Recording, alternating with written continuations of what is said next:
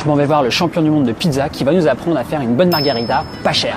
La première étape, la pâte. Sur 1 kg de farine, on a environ 630 g d'eau, environ 25 g de sel. Entre 1 et 3 g si on utilise de la levure séchée active. Si on utilise de la levure fraîche, on va au double. On prend la pâte, puis on la tourne sur elle-même et on s'assure que cette partie-là, donc le dessous de la pâte, soit bien fermée.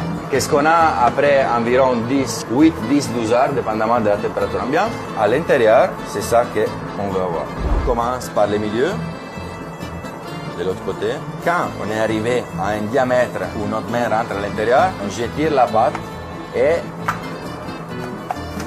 c'est une technique. Comme toutes les techniques, il va falloir faire de la pratique pour l'apprendre. Ça, c'est des tomates entières pelées que nous, on passe seulement au moulin à légumes. Jamais au mixeur électrique. Avec une fourchette, c'est l'idéal. Donc on met un peu de basilic ici. On met la plaque au four au moins 1 heure avant, au maximum. On va au four 6 minutes. On sort.